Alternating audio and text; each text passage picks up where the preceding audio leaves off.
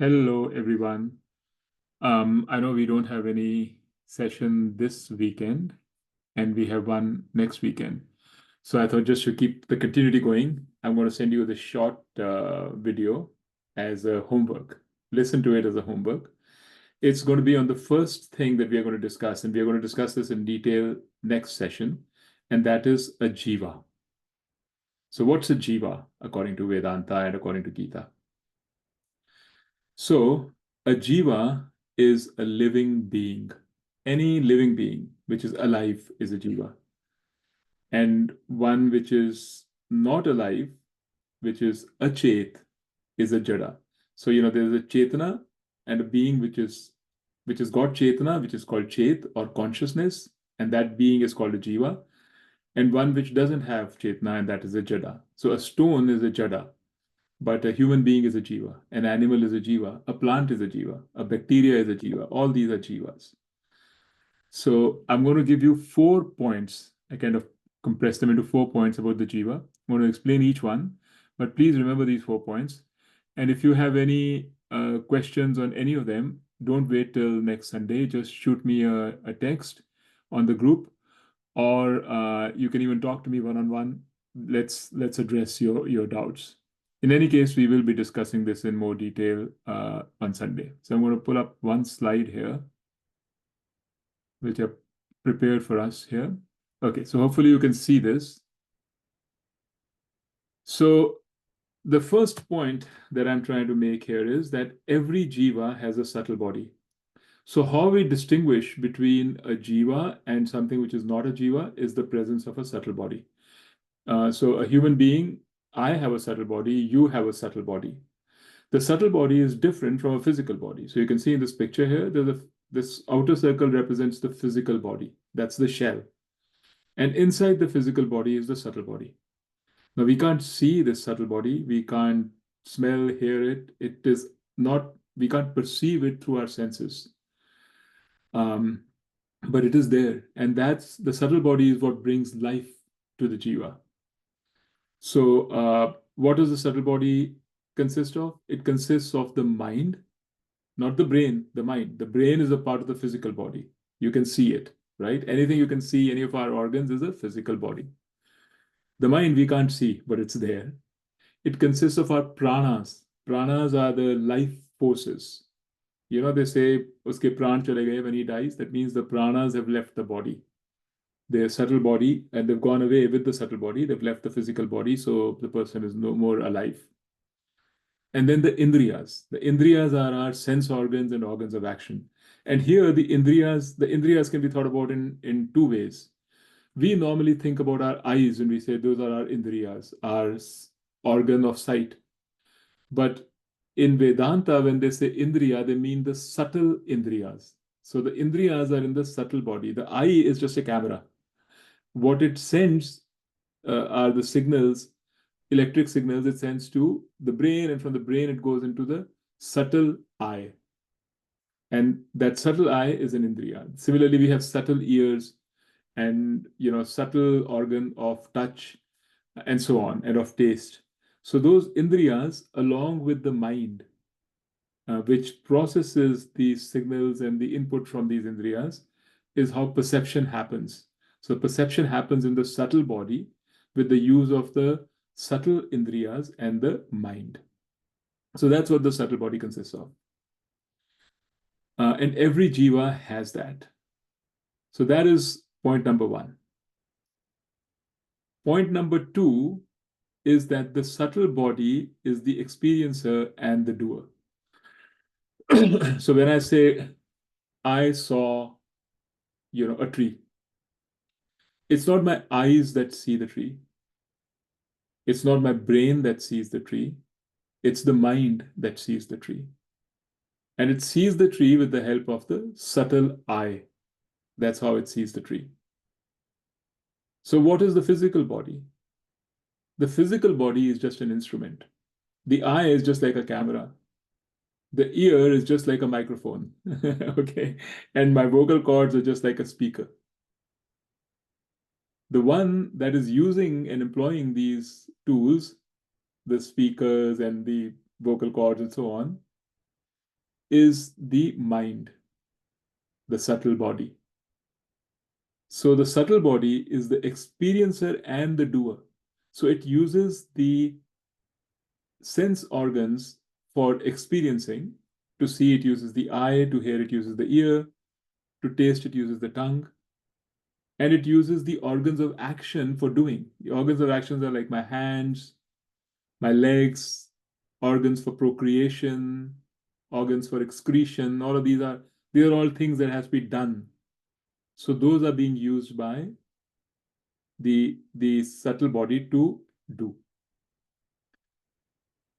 So, what does this has implications? What does it, if the subtle body is the experiencer and the doer, if the subtle body is the one that does the action, meaning, in other words, it's got the intention to do the action comes from the subtle body, then it gives the commands to the physical body to do the action. Then where would punya and papa reside? So someone who does a good deed, who does a punya, and a bad deed, a pap, these are all karmas. Who does the karma? So clearly the karma is being done by the subtle body, not the physical body. And so therefore, who should experience the good and the bad effects, the results of the karma? Also the subtle body, not the physical body. And you can see that all our experience happens in the subtle body. It's the thoughts, the emotions, the perceptions, all these are the domain of the subtle body. All this experience is happening in the subtle body. Right? So hopefully that is clear. If not, we'll discuss more. But this is an important point. So, when I say I committed a sin, it's my subtle body that I'm referring to that committed a sin. Or when I say that, I did something good, it's my subtle body that I'm referring to. In fact, this is one of the things we will discuss next week. When I say I, what is it that I mean by this I?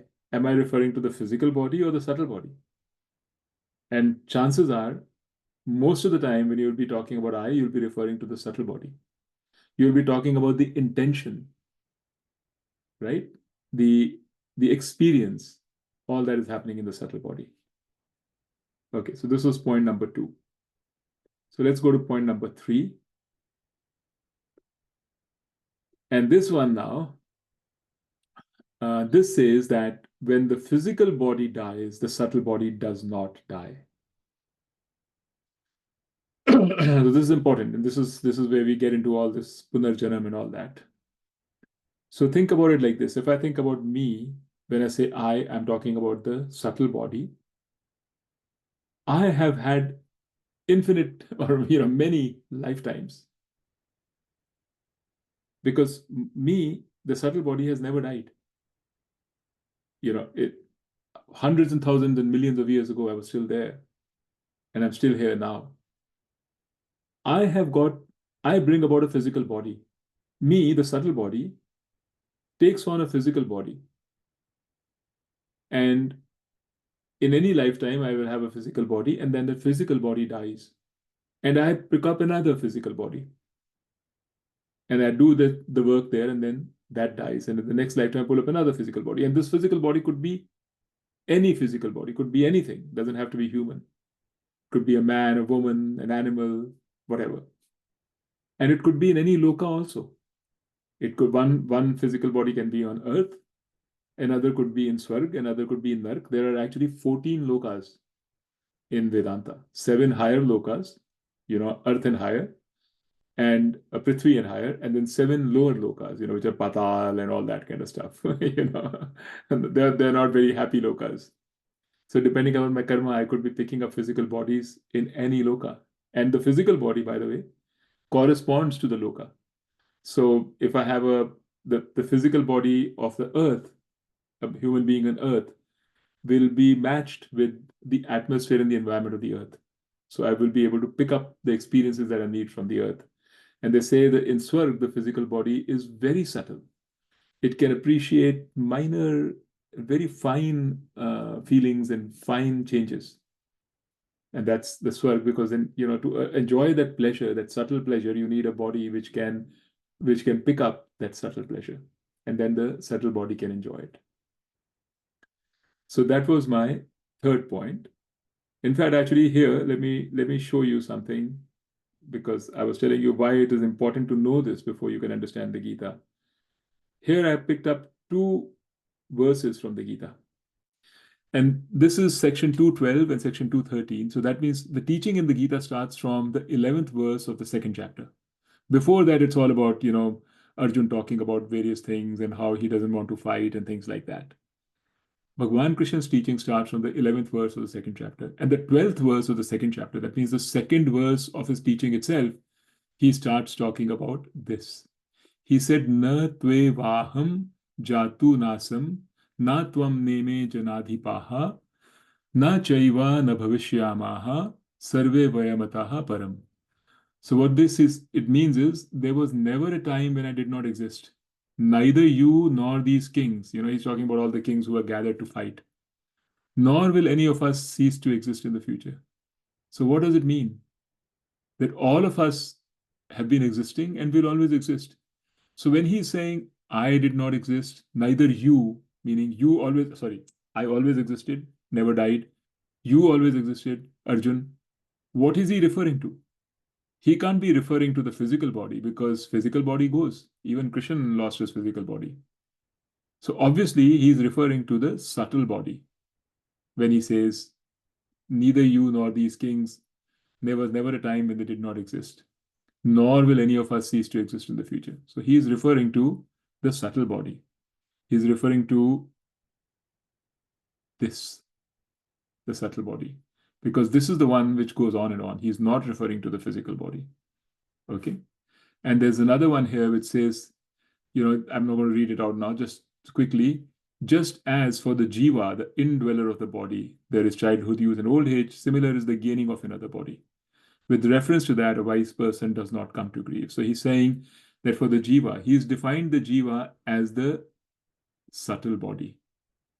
Even when he talks about Jiva, he says subtle body, because he's saying here, just as for the Jiva, the indweller of this body, there is childhood, youth, and old age. So the experience of childhood, youth, and old age for the Jiva comes from the changing physical body. The experience of death comes from the dying physical body. So the change is happening in the physical body, the experience is happening in the subtle body. And just like, there are changes within a lifetime, he's saying similar is the gaining of another body. So the subtle body gains a new physical body, just like you're growing old. So there's nothing. So death is not a huge event. It just happens, and you get a new body. In fact, in another place, Krishna Bhagavan said that death is like changing a dress. When your dress becomes old and dirty, then you change and put on a new dress. That is what death is. Okay. So very important to understand subtle body and physical body. And a lot of what Gita says, and when Bhagavan says you, or he says me, or any others, he's referring to the subtle body. Okay. And then the final point that I want you to know is that our karmas determine our physical body. Okay, so this is a big one. So now I'm a subtle body, and I accrue the karmas, right? Because I'm the one who's the experiencer and the doer. So me, the subtle body, accrues some karmas.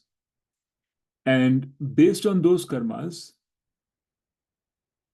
a few of those karmas will be chosen to be exhausted, or the results of those to be exhausted in a particular lifetime. So let's say I have, simplifying, 1,000 karmas. Out of that, Ishwar may choose 100 karmas and say, okay, these karmas, their impact is now going to happen in this next lifetime. So it'll look at those karmas and it'll see what's the suitable body and the suitable loka for exhausting those karmas. So, Swami Dayanand used to say that maybe you ate a lot during your janma. He was just joking. And in your next life, you have to eat a lot you have to eat a lot of carrots, and you have to run around a lot, then probably the right body for you is that of a pig. I mean, that of a rabbit. If you have to eat a lot of other stuff, you may be a pig because pigs keep eating. If you have to procreate a lot, then maybe you become a rabbit. Sorry, I got confused there. So if you procreate a lot, you'll become a rabbit. If you have to eat a lot, you might become a pig. So the point I'm trying to make is that whatever karmas have to be exhausted, based on those karmas, the right body will be given to you and the right loka will be given to you. So if you did a lot of good things and these 100 karmas that have been picked up include in them a lot of happy results, then you might be given swarg because that's where you will get the happy results. And you will be given a body which is very fine and very sophisticated so that it can accommodate or it can sense the pleasures of that loka. But on the other hand, if you did a lot of bad things and gross things, you may be Narak may be a better place, and a body of a Rakshas may be what you need because a Rakshas may be getting a lot of these negative emotions which you have to experience. So our karmas determine what our physical body should be. The subtle body is the same, it just keeps wearing different physical bodies. But the karmas determine the physical body. And then when those 100 karmas are exhausted, then the physical body will finish, it'll drop, and a new set of 100 or whatever number karmas will be given, and then a new physical body and a new loka for that karmas will be given to the subtle body, and that's how you keep going. And when in between, when you get a human birth, then not only are you exhausting karmas, but you're also able to create new karmas. That's the peculiarity of the human birth. So as a human being, we can develop new karmas, generate new karmas. As an animal, we only exhaust karmas. Okay. I think this is enough for now. Let me just see if I have anything else that I particularly wanted to say. I made some notes here. Yeah, the free will also resides with the subtle body. So karmas are carried by the subtle body. Punya and papa apply to the subtle body. Free will resides with the subtle body. And I think that's pretty much it. So we will talk more about this very important concept when we talk next Sunday. Okay. All right. See you guys soon. Bye.